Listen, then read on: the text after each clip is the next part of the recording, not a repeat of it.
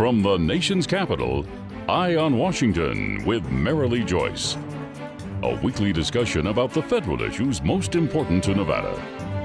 And now, from Washington, D.C., here's Marilee Joyce. And good day to you. I'm Marilee Joyce. This is Eye on Washington, the only statewide Nevada news program produced in Washington, D.C. Every week, Eye on Washington takes you straight to Capitol Hill for a discussion with Nevada's delegation and other leaders about the federal matters that matter to you.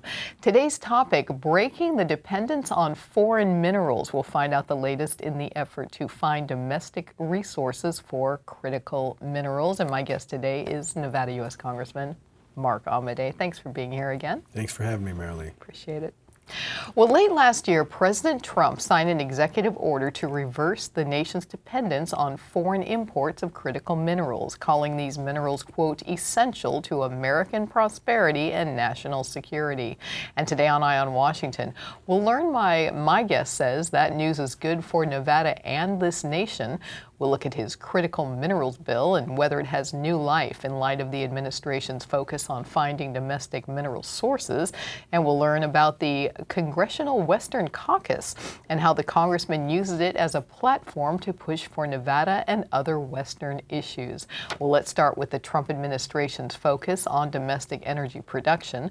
The White House says the president's comprehensive order aims to identify new sources of critical minerals, ensure miners and producers have access to the best data, and streamline the leasing and permitting process to expedite production, reprocessing, and recycling of minerals at all levels of the supply chain. According to the Interior Department and the U.S. Geological Survey, the U.S. is fully, majorly, or partially dependent on foreign competitors and or adversaries for our supply of critical minerals. And Congressman, a report from these two agencies identifies 23 of the minerals that are most needed to sustain our national defense and economy. Those minerals used from everything from batteries to our computers to equipment used by our military.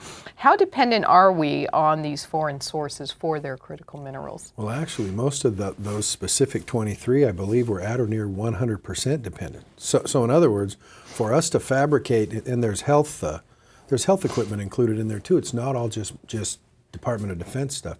For us to fabricate the products that we need in order to make those, whatever you're talking about, 100% of the supply of that raw material comes from overseas. Well, it sounds like there's some actual movement now and not just talk with the president's order. So after he issued the order, the Secretary of the Interior ordered the first nationwide geological and topographical survey of the U.S. in modern history, right? And also directed the Interior Bureaus to begin identifying immediate domestic sources. So again, this sounds like more than just talk. Well, you've got to do that as a preliminary thing to say, do we have that mineral in a mineable context in our country? In other words, can we produce our own? And if so, where is it? What are the NEPA requirements or factors in terms of how to mine that? Is it underground? Is it open pit?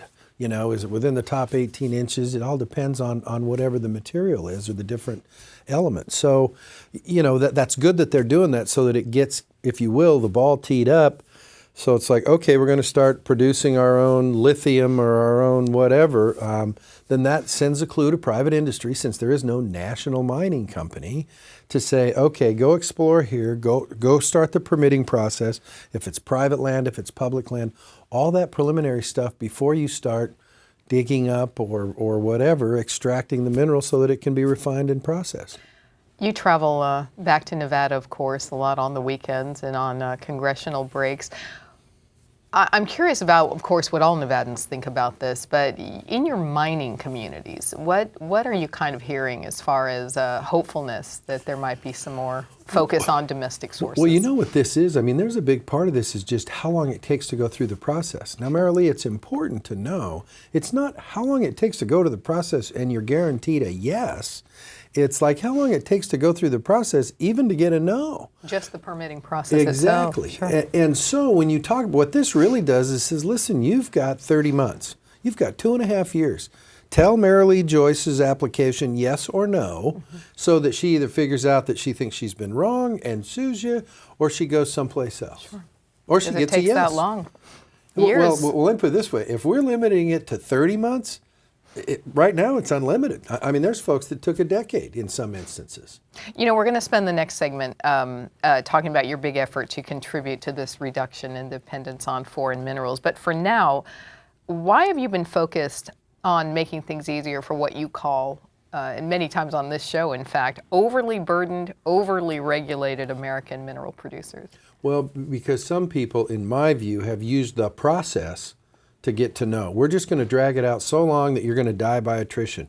Listen, if you shouldn't get the permit, then that federal agency should tell you that within 30 months. Then you can move on from there. But if you should get the permit, then you should get a yes within 30 months too. Instead of, we're just going to take the air out of the ball and hope that you go away and go somewhere else. And so when we get to the point with these particular minerals, where you say, we need this for strategic and national security purposes, and it exists here, but we can't, so we're dependent on, a lot of that stuff we're dependent on China for. Sure. Not that they're the boogeyman, but it's like, you know, let's put it nicely, they're a pretty serious competitor. Yep. And so if you got to rely on your competitor to get it, that's probably not the greatest position to be in. You know, there's been years-long battle over domestic drilling, with the reports showing kind of the troubling trend, as you're talking about, on this foreign dependency, more and more alarms over the need to reduce the foreign dependency, et cetera. How do you overcome with what those who are opposed to drilling in America see as their own very legitimate concerns? Well, listen, they've been very effective in the perception contest. I mean, let's just call it what it is. Very effective. Nobody is anti-environment. I can't recall anybody standing up and saying, let's ruin the dirt, let's ruin the air, let's ruin the water. So there have been accidents or whatever. There have been changes to say you can't do that anymore, regulations, all the modern mining, drilling stuff to go, listen, the idea is not to ruin our natural resources in order to get cheap whatever. Mm-hmm. But having said that, when you look at modern drilling, modern mining methods, modern reclamation, all those sorts of things, there's a good story to be told that we are much more respectful of the environment and our resources than we have been historically, and lead the nation in almost all the world in almost all categories. So let's recognize that and go forward in a responsible NEPA resource environmental manner, instead of just, if you say the word mining, it's kind of like some people when they hear the word immigration, they go amnesty. It's like, not all of this stuff leads to the degradation. Exactly. Sure. Okay. When we return, the Congressman's years-long effort to develop domestic sources of minerals, where does it stand? We're going to tell you right after this. You're watching Eye on Washington with Marilee Joyce, brought to you by Caesars Entertainment, the Regional Transportation Commission of Washoe County, the Las Vegas Sands Corporation, the Las Vegas Convention and Visitors Authority, NV Energy, Jim Marsh Automotive and Body Shop, the Rogich Communications Group, and Renown Health. I have 3 tests next week. I'm going to be studying all weekend. Ugh. Are you studying tonight? We can meet up and study together. Oh yeah, that sounds good. What time? I work until 6. Okay, sounds good. Just text me after. Okay. No! There is no text, tweet, or call that's worth a life. One pedestrian death is one too many. Look up. And look out for each other. Want more federal news that affects Nevada, its businesses, and its residents? Then you need to subscribe to Nevada's Washington Watch newsletter, your sole source of online news direct from Washington, D.C. Visit joycecommunications.com and subscribe today. Planet Hollywood, Paris, Harrah's, Caesar's Palace. It's one of the most exciting skylines in the world, Las Vegas. Caesars Entertainment has nearly 50 casinos worldwide, including these. But no matter which casino you visit, we want you to play responsibly. And if you need help setting or keeping a limit, we hope you'll call this number.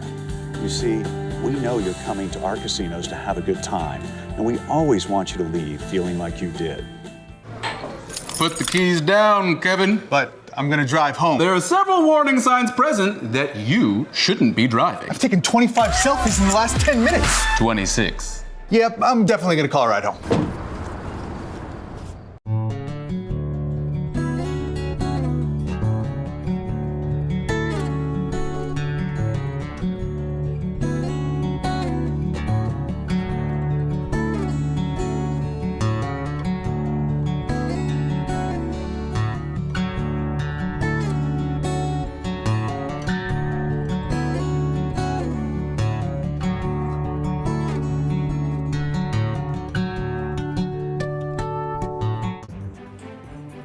And welcome back to Eye on Washington, our look at one congressman's work to reduce this nation's dependence on foreign sources of critical minerals. And he is my guest today, Nevada U.S. Congressman Mark Amodei. Well, let's state it again. There are 23 minerals considered crucial to this nation's ability to sustain its national defense and economy. They're used in everything from batteries and computer chips to equipment used by the military.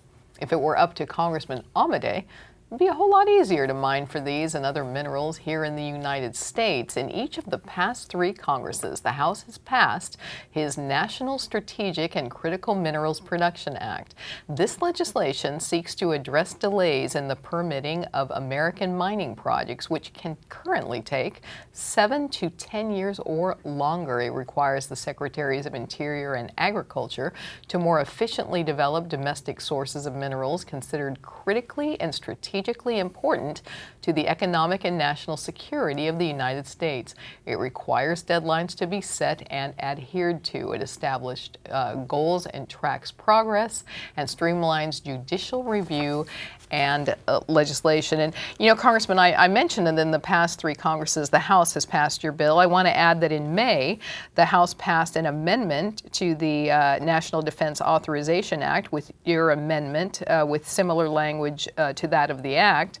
Tell us what that means as far as where things kind of stand right now as with the legislation. Well, the National Defense Authorization Act is one of those bills that's considered a must-pass bill on both sides of the Capitol. So it's over in the Senate now. They're looking at it, going to put their add, subtraction, whatever on it. But it's one of those things. They will pass an NDAA, I dare say, and I don't predict the Senate passes anything. They will pass an NDAA, and hopefully this will be part of what stays in it. You know, you've been on the show several times in the past to talk about this bill, and I'd appreciate it if you would explain again to our statewide audience, as you did on previous shows, about the huge difference between the permitting process in the U.S. and that of other countries. Well, it's one of those things where, quite frankly, you've got an added element in here to where it's not just who's faster, but it's one of those things where you say, well, if we don't have any at all, then that makes us dependent upon somebody else, a foreign nation, selling it to us in these rather complex foreign relations times. And so we can't pass a law that forces Rwanda to sell us a rare earth mineral. Mm-hmm. And if we have the same one here, then that means the context in which an application to mine it in Southern California or wherever the given one is found becomes much more critical. And so, but here's the thing that a lot of people gloss over and they say, oh my God, that everybody's going to get permitted. It's like, listen, it has to be recognized as something that fits that description. And so when you say economic security or national security, then it's like, well, okay, but it doesn't just mean that anything is, although one of the opponents likes to say, my God, it could be sand and gravel. It's like, well, if it becomes an emergency, to have a permit, like the Loma Prieta earthquake in California several years ago. Pancake Freeway, huge, phenomenal problem, disruption to surface transportation in the East Bay. Now, I don't know that there was a problem getting sand and gravel to rebuild that lickety-split. But you know what? It may be that. But it doesn't mean that somebody just go out and say, hey, I think I'm strategic and critical and give me special treatment. So it's all done with your head on your shoulders and in context. And I don't think that there's much chance anybody's going to talk somebody into some common element being critical. You know, I mentioned some details of the bill that are glossed over, but I think that you perhaps consider them as important as the very idea of domestic mineral production, and they are setting deadlines, tracking progress, adhering to these things. We hear a lot about legislation. We don't hear a lot about follow-up or results in many kinds and in many cases. And you're aiming for real action, so we see a real reduction in the permitting process. Well, and you've hit the nail on the head in that. Listen, it doesn't guarantee you a fast, as in 30 months. It doesn't guarantee you a fast yes, but it guarantees you a quicker answer. So I'm not entitled to a yes, but I am entitled to an answer. If it's a no, let me know. Yeah, if it's a no, then tell me.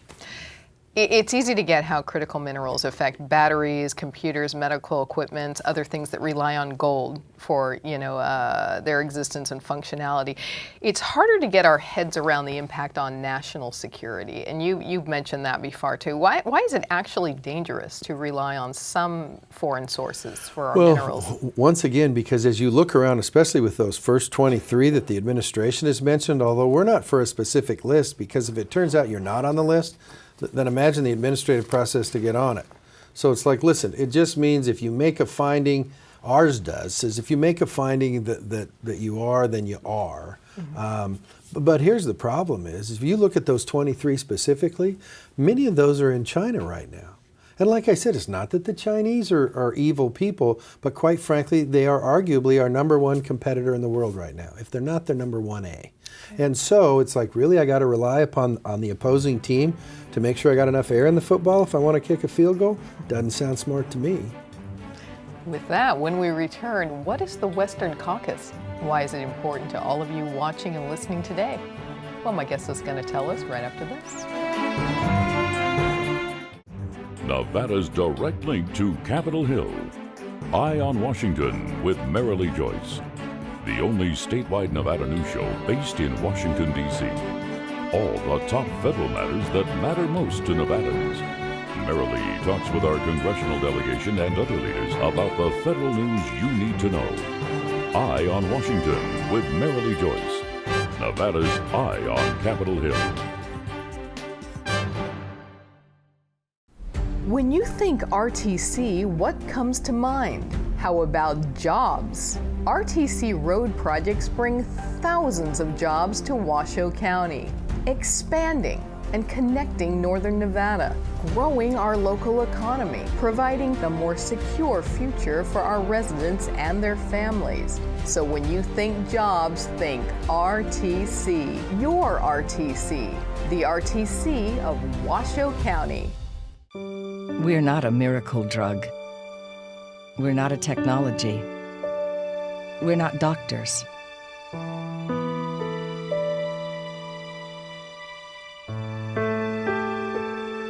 Just the hope, which can often be the best cure of all. The Ronald McDonald House, a home away from home for seriously ill children and their families. Planet Hollywood, Paris, Harrah's, Caesar's Palace. It's one of the most exciting skylines in the world, Las Vegas. Caesars Entertainment has nearly 50 casinos worldwide, including these. But no matter which casino you visit, we want you to play responsibly.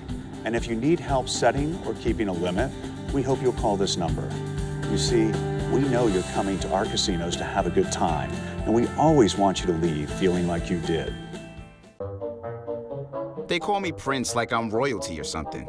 But the places I've lived ain't no palaces. So I don't need grilled salmon or a new scratching post. Just give me a cardboard box and a can of tuna and we're good. You can even change my name. I'm cool being the kitty formerly known as Prince.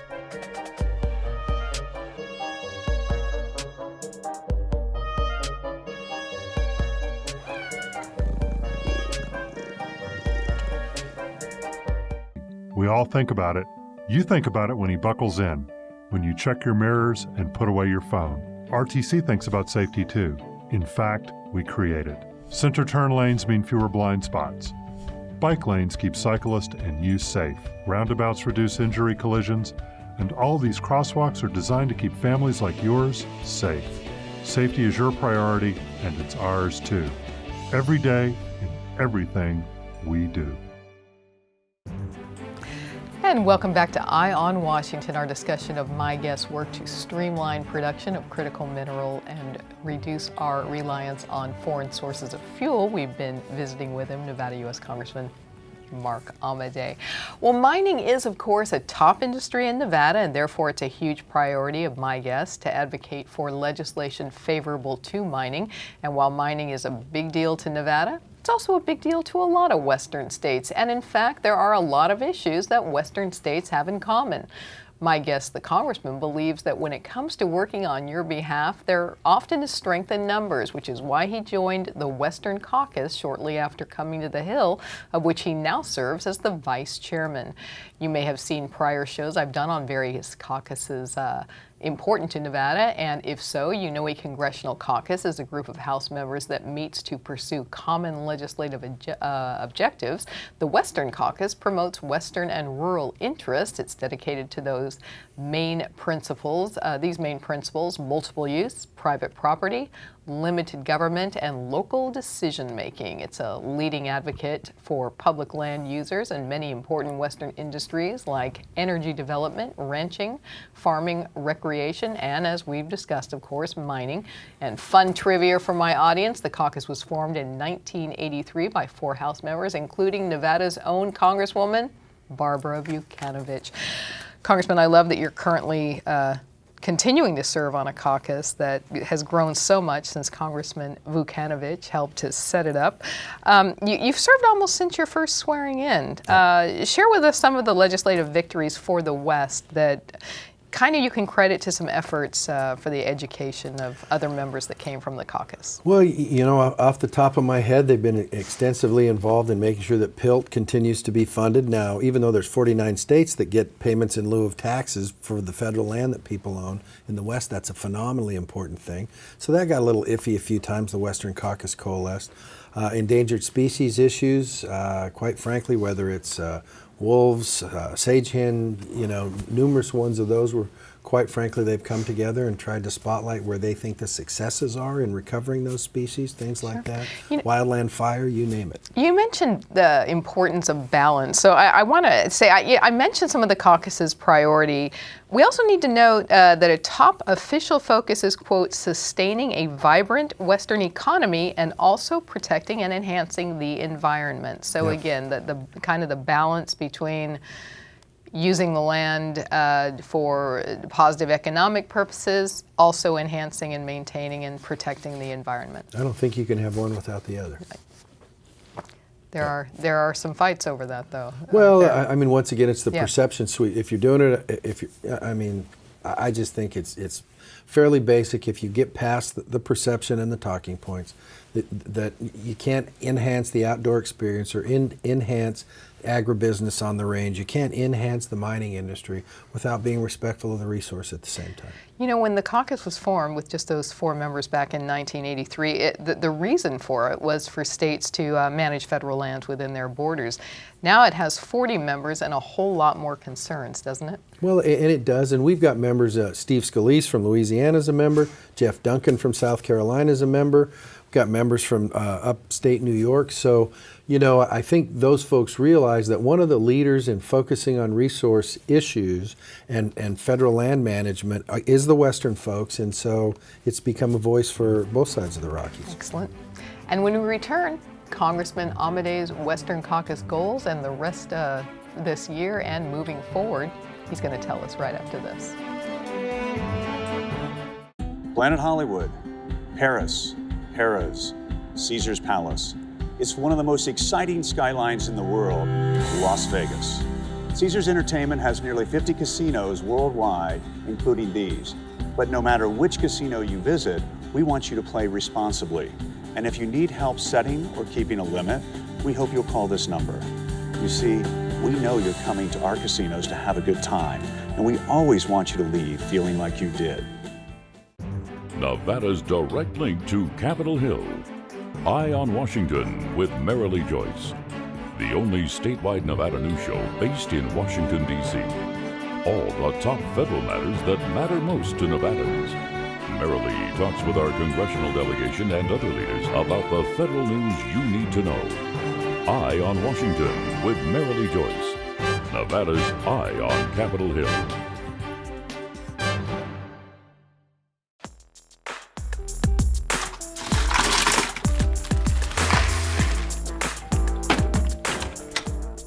Thank you.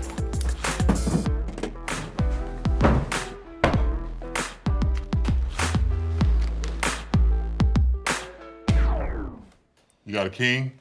Go fish! It only takes a moment to make a moment. take time to be a dad today.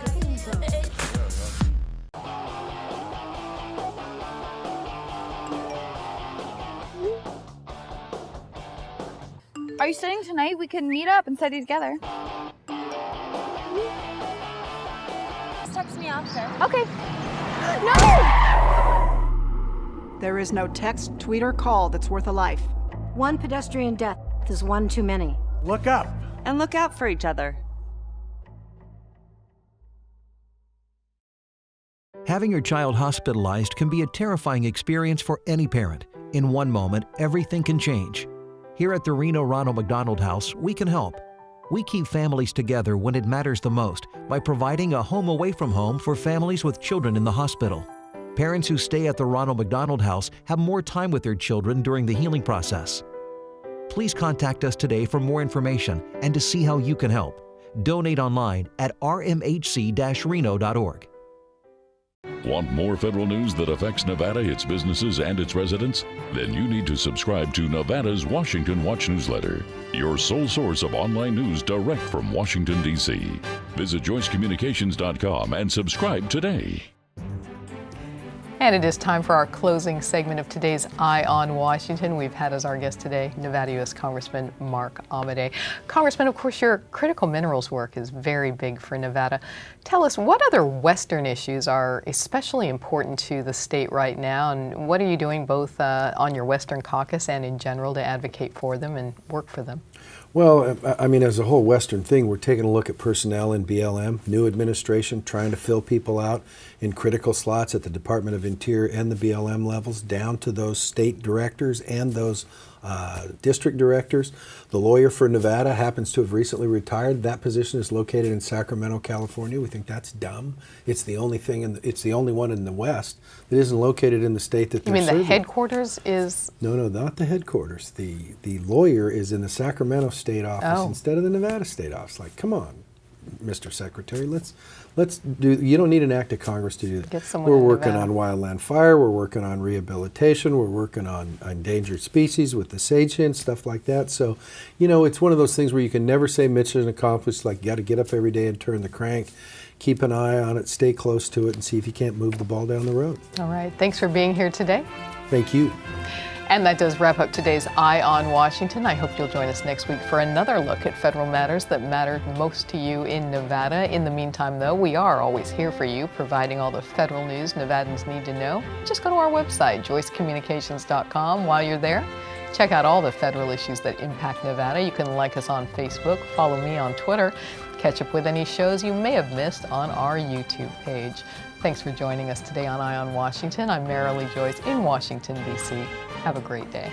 Thank you for watching Eye on Washington with Marilee Joyce. Eye on Washington with Marilee Joyce airs statewide in Nevada solely due to the generosity of our sponsors. Can your company help us continue our mission to remain Nevada's top source of federal news? If you can help us help Nevadans, please visit joycecommunications.com/WordPress/EOW sponsors and join us today. That's joycecommunications.com/WordPress/EOW sponsors.